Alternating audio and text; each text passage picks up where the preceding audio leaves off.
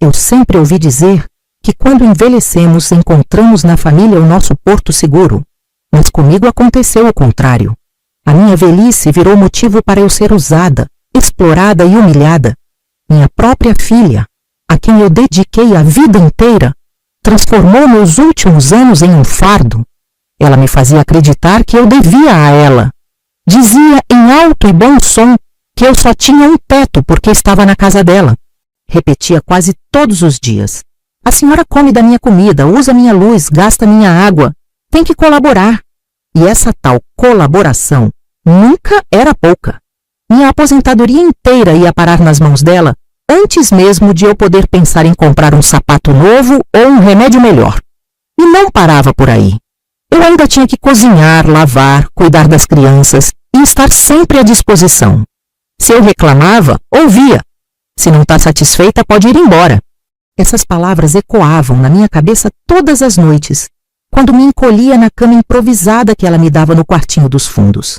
Eu sentia que não era mãe. Era apenas uma empregada sem salário, vivendo debaixo do mesmo teto. O mais doloroso era quando eu percebia que meus netos repetiam, sem entender, o mesmo tom de desprezo que viam na mãe. Às vezes, ao me ver cansada, cochichavam uns para os outros. A avó é chata, só sabe reclamar. E eu calava. Calava porque não queria perder de vez o direito de estar perto deles. Mas dentro do meu peito crescia um buraco fundo feito de tristeza e vergonha. Mal sabia eu que o destino, cansado de me ver curvada, estava preparando uma virada que nem nos meus maiores sonhos eu teria imaginado.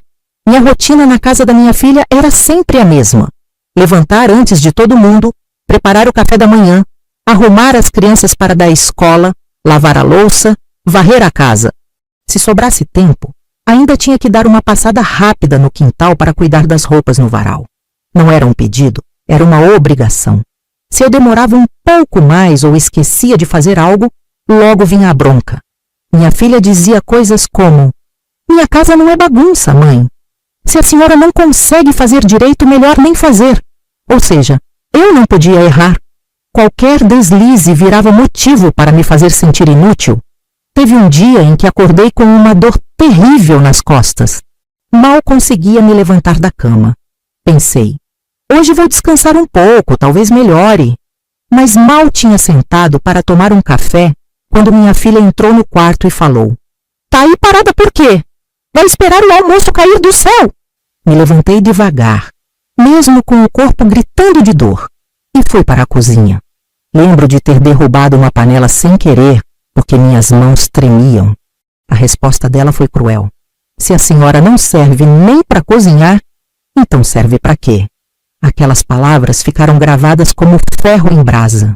E quando chegava o dia da minha aposentadoria, a humilhação era ainda maior. Ela já me esperava com a mão estendida e dizia: passa o cartão, mãe. Eu sei administrar melhor que a senhora. Eu tentava argumentar. Dizia que queria pelo menos separar um pouco para meus remédios.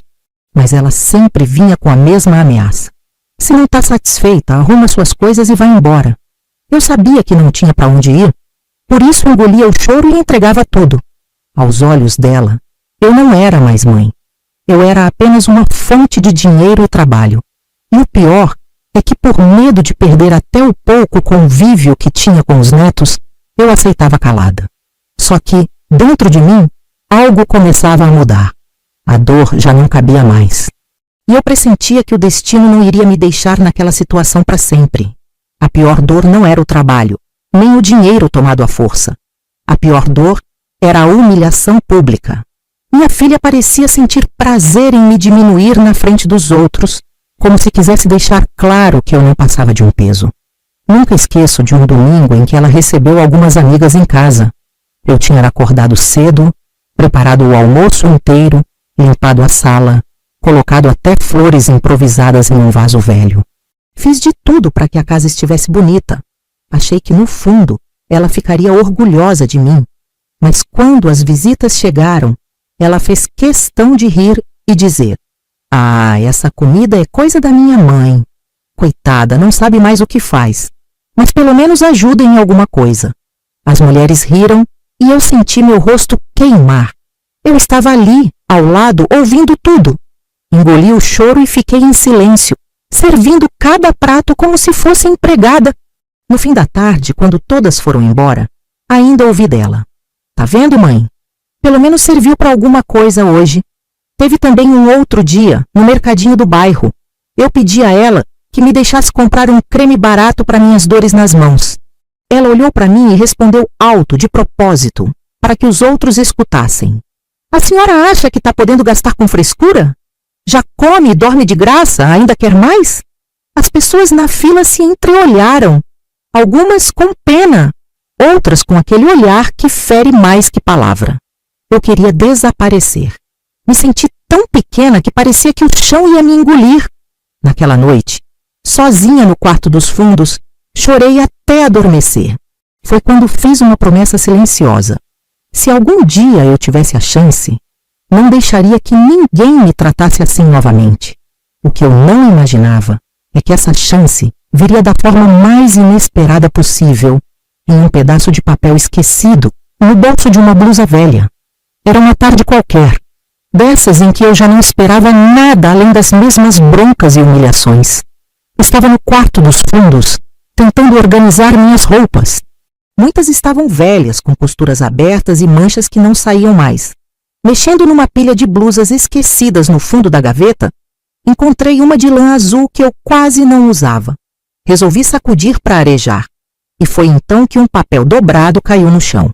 Quando me abaixei para pegar, vi que era um bilhete de loteria, amassado, meio desbotado, mas ainda legível. No canto, a data mostrava que o sorteio já tinha acontecido fazia algumas semanas. No mesmo instante, lembrei que tinha comprado aquele bilhete no impulso. Foi numa manhã em que saí para comprar pão e vi o cartaz na lotérica anunciando o prêmio acumulado. Peguei as últimas moedas que tinha na bolsa e arrisquei. Depois acabei esquecendo completamente dele no bolso da blusa. Segurei o bilhete nas mãos por alguns minutos, pensando se ainda valia a pena conferir. Parte de mim achava besteira, como se fosse só mais uma ilusão entre tantas. Mas outra parte sentiu um frio na barriga. Afinal, e se fosse verdade? E se aquele pedacinho de papel pudesse mudar algo na minha vida? Guardei-o no bolso do avental e continuei com a faxina. Mas não consegui mais pensar em outra coisa. A cada barulho da casa, a cada passo da minha filha pelo corredor, eu escondia o bilhete como se fosse um segredo proibido. Naquela noite, deitada na cama estreita, fechei os olhos e fiquei imaginando como seria a minha vida se, por um acaso, aqueles números fossem premiados. Eu me via livre, andando pelas ruas sem medo, comprando meus próprios remédios, escolhendo roupas sem precisar pedir. Pela primeira vez em anos, adormeci com um fio de esperança. E foi ali que começou a virada que mudaria tudo. Embora eu ainda não tivesse ideia da tempestade que estava prestes a cair sobre mim e sobre a minha filha. No dia seguinte, acordei com o coração acelerado. O bilhete estava bem dobrado dentro do bolso do meu avental. E cada vez que eu colocava a mão ali, sentia como se carregasse uma bomba prestes a explodir. Passei a manhã inteira criando coragem. Minha filha já tinha tomado a aposentadoria daquele mês e estava de mau humor, reclamando de contas e mais contas. Eu só pensava, se esse bilhete tiver algum valor, minha vida muda hoje. Esperei ela sair para o trabalho e fui até a lotérica do bairro. As pernas tremiam tanto que precisei parar 2 vezes no caminho para respirar. Entrei, olhei ao redor com medo de encontrar algum conhecido, então me aproximei do balcão. Queria conferir esse bilhete, por favor. Falei baixo, entregando um papel amassado ao atendente. Ele digitou os números no computador e por um instante pareceu não acreditar. Olhou para a tela, depois para mim e perguntou: "A senhora está preparada para ouvir?"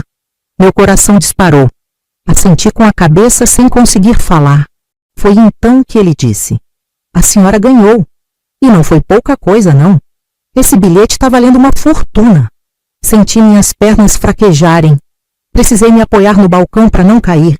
As pessoas na fila começaram a olhar, mas eu só conseguia ouvir o barulho do meu próprio coração. Perguntei com a voz trêmula: Quanto é essa fortuna?" Ele sorriu e respondeu: O suficiente para a senhora nunca mais depender de ninguém. Saí da lotérica como se estivesse flutuando. O bilhete, agora carimbado, estava firme nas minhas mãos, e eu chorava sozinha pelas ruas. Chorava não só pela alegria, mas pela revolta, lembrando de cada vez que minha filha me chamou de peso, de inútil, de estorvo. Ela não tinha ideia do que estava prestes a acontecer. Naquela noite, voltei para o quartinho dos fundos como se nada tivesse acontecido. Guardei o bilhete dentro da Bíblia que ficava na cabeceira e sorri em silêncio. Pela primeira vez em muito tempo, eu sentia que o poder estava nas minhas mãos. Alguns dias depois de conferir o bilhete, fui chamada ao banco para dar entrada nos papéis. O processo foi rápido, mais simples do que eu imaginava.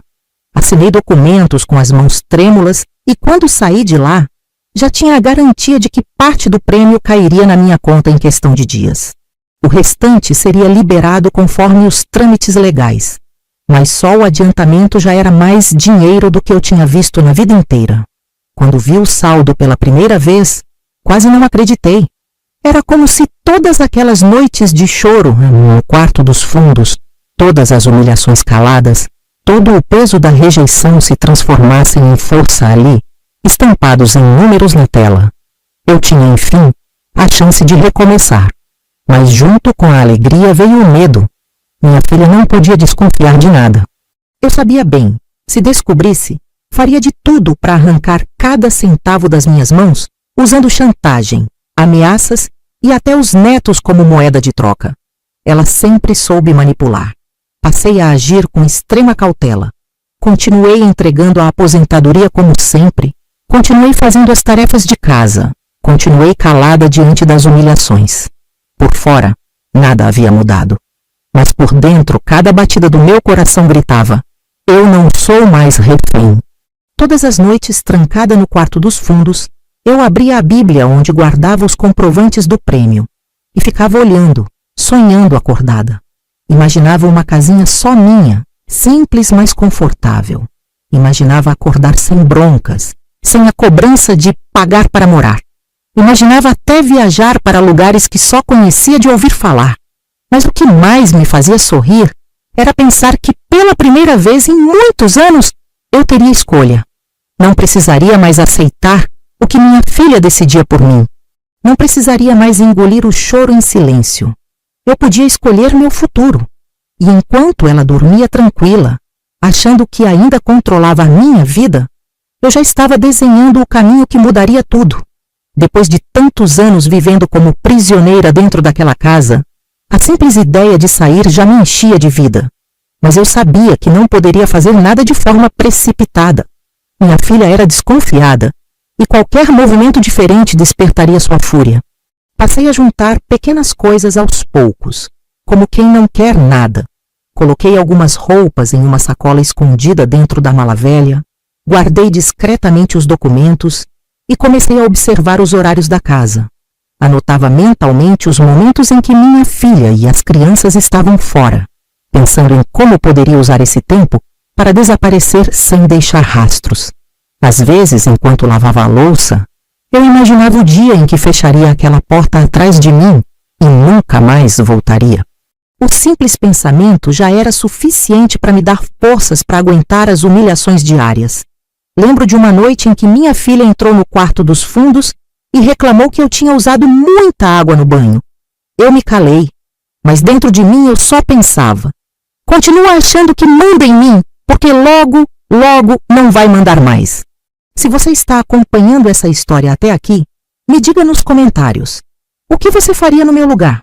Teria coragem de sair em silêncio ou enfrentaria a família de frente? E aproveita para compartilhar esse vídeo, porque muita gente precisa refletir sobre até onde vai a ingratidão. Pois bem, os dias foram passando e eu mantinha a fachada de sempre, mas meu coração já estava fora daquele lugar. Eu só esperava o momento certo, aquele em que o destino abriria uma brecha para eu sair de vez. E quando essa brecha apareceu, eu agarrei com unhas e dentes. O dia da minha libertação chegou de forma inesperada. Minha filha tinha saído cedo para resolver umas pendências no centro, os netos estavam na escola, e a casa estava silenciosa como raramente ficava. Eu estava sozinha, apenas com o barulho do vento batendo nas janelas e o relógio da cozinha marcando cada segundo. Meu coração acelerava. Olhei para a mala velha no canto do quarto, já preparada em segredo havia semanas. Dentro dela estavam minhas roupas mais importantes, meus documentos e os papéis da loteria bem escondidos entre as páginas da Bíblia. Era tudo o que eu precisava levar. Respirei fundo, como quem se prepara para um salto, e pensei: é agora ou nunca? Arrastei a mala até a porta dos fundos, tentando não fazer barulho. O som das rodinhas no chão áspero parecia ecoar pelo corredor inteiro, mas ninguém estava lá para ouvir. Antes de atravessar a soleira, olhei uma última vez para aquele quarto apertado, onde chorei tantas noites, e disse baixinho: nunca mais. Saí com passos firmes, mesmo com as pernas tremendo por dentro. Chamei um táxi pelo orelhão da esquina, o mesmo que usei tantas vezes para ligar escondido para minhas velhas amigas. E quando o carro parou diante de mim, senti que o destino tinha aberto as portas. O motorista me perguntou para onde eu queria ir. Eu, com a voz trêmula, disse o nome do bairro, onde ficava uma casinha simples que eu já estava de olho há tempo. A cada quilômetro que o carro avançava, parecia que um peso enorme se desfazia das minhas costas. Cheguei, paguei a corrida com o dinheiro que tinha separado em segredo e desci. Vi que na frente havia uma placa com um número de telefone e dizendo que a casa estava à venda. Fui até o orelhão mais próximo e liguei para o número.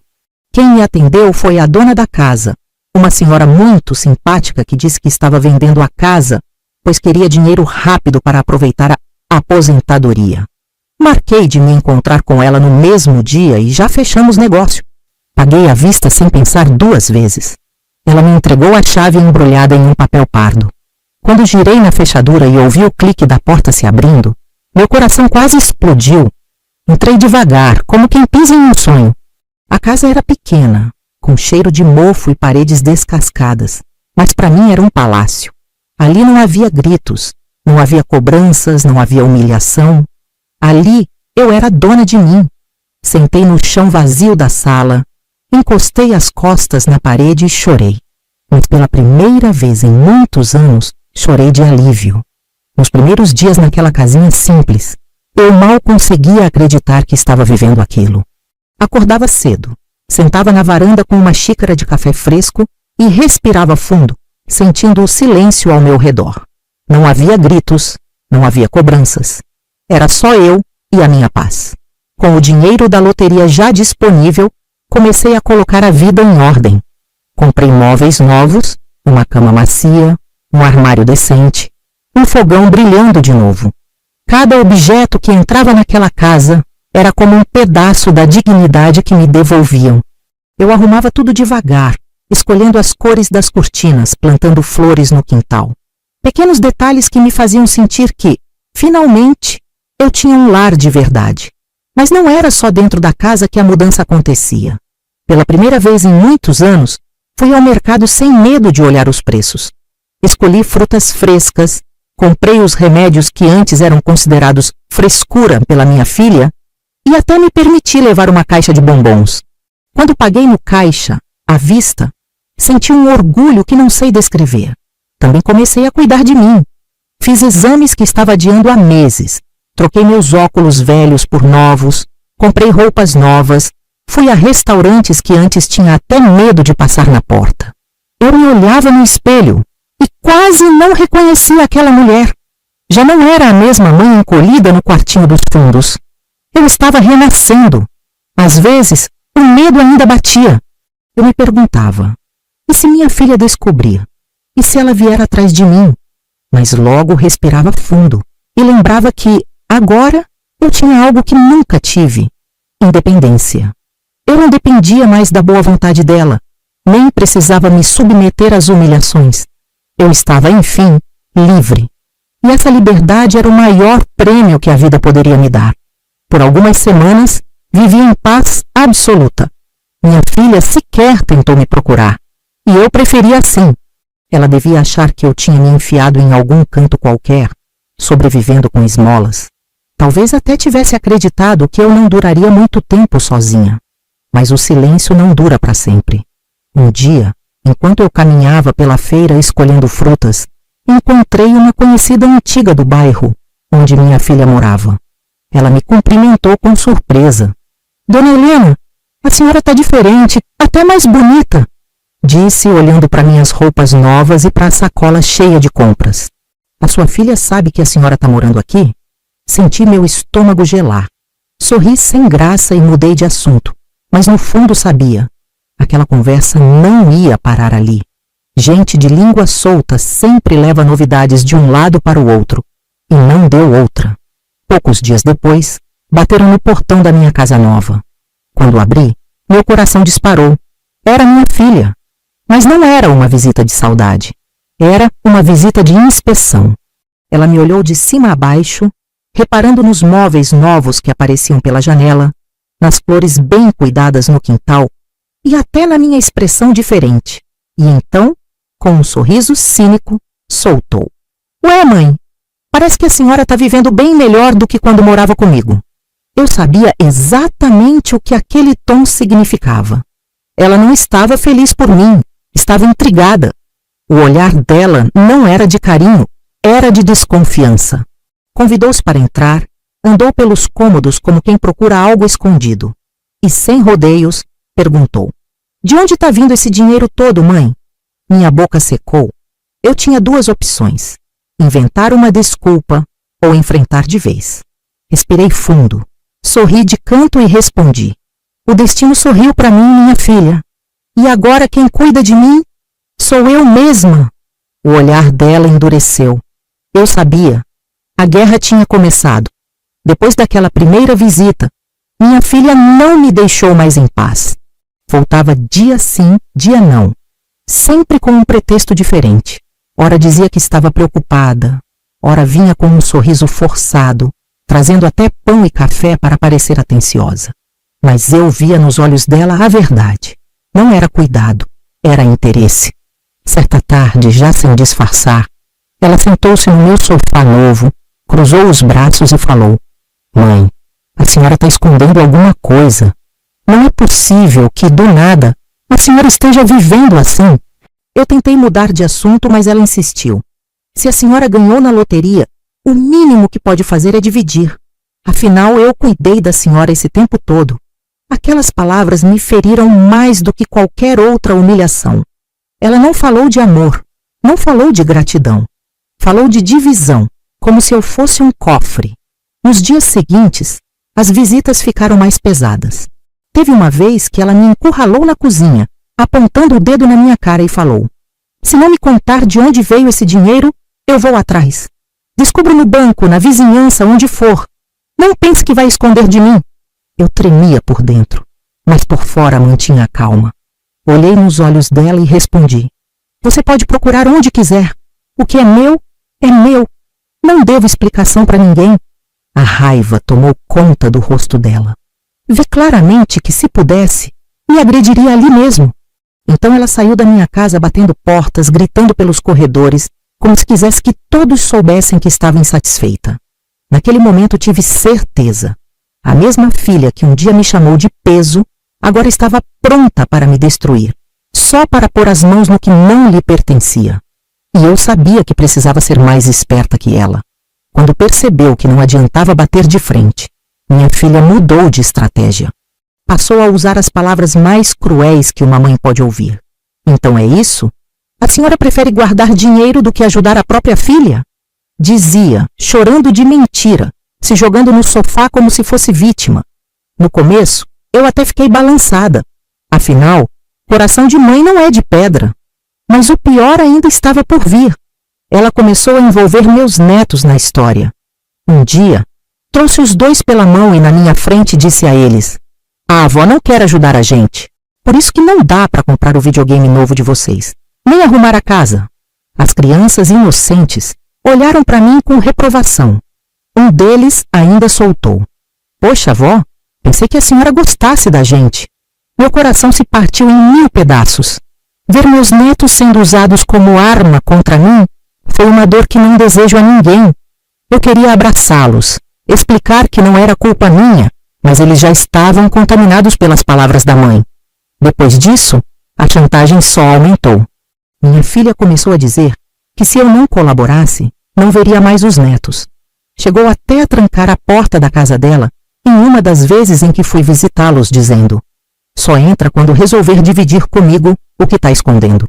Saí de lá com as pernas tremendo, mas com o coração decidido.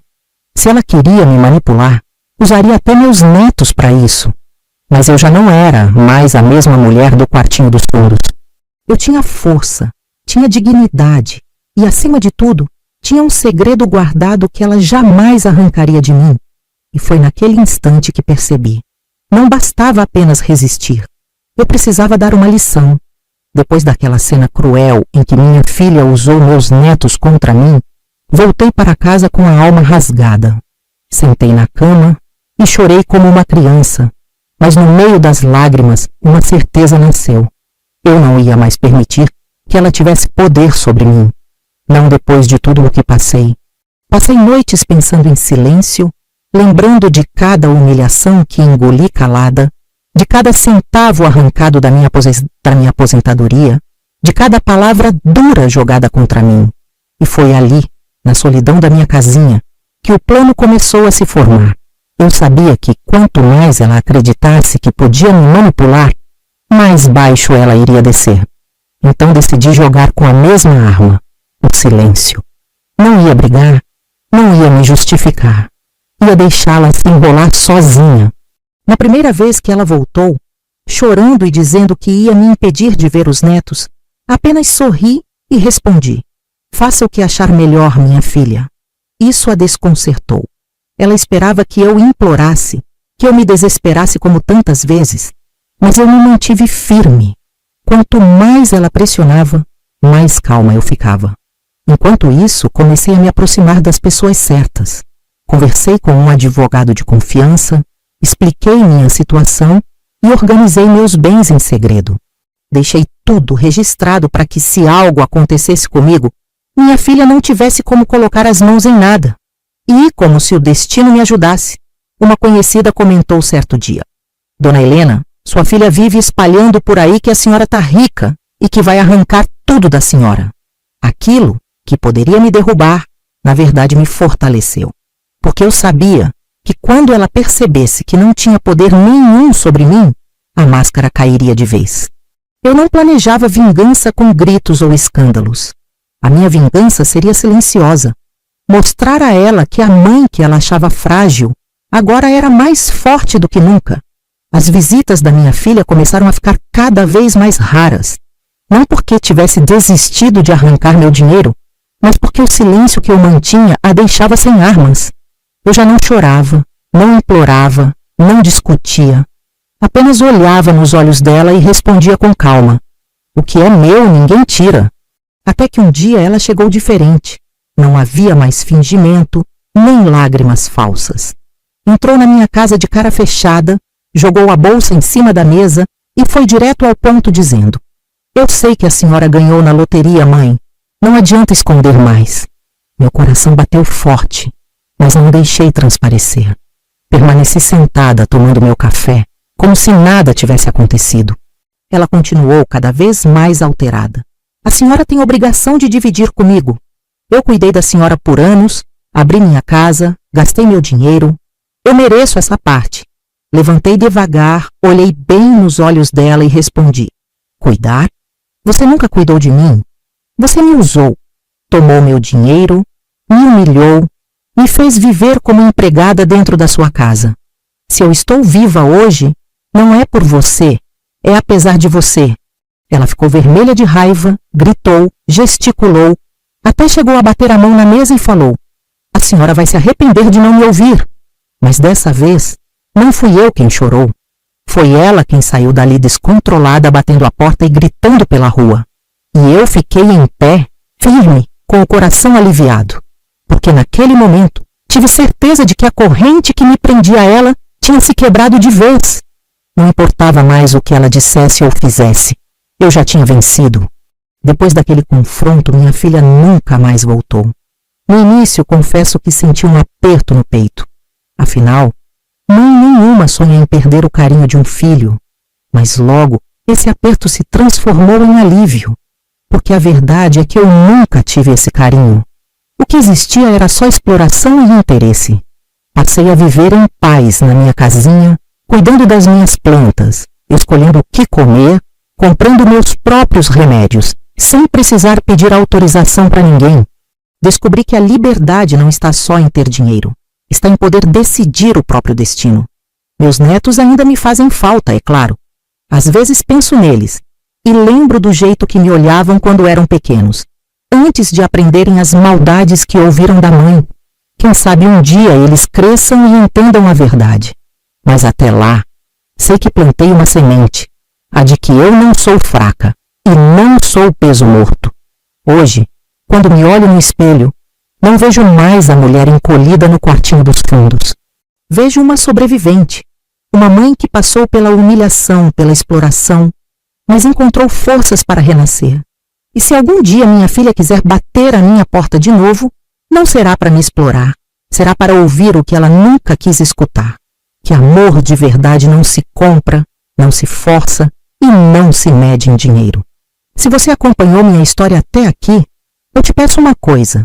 Deixe seu like, se inscreva no canal, comente de qual cidade você está assistindo e compartilhe esse vídeo, porque ninguém merece ser tratado como fardo e todo mundo precisa ouvir que é possível recomeçar. Até mais, minha querida!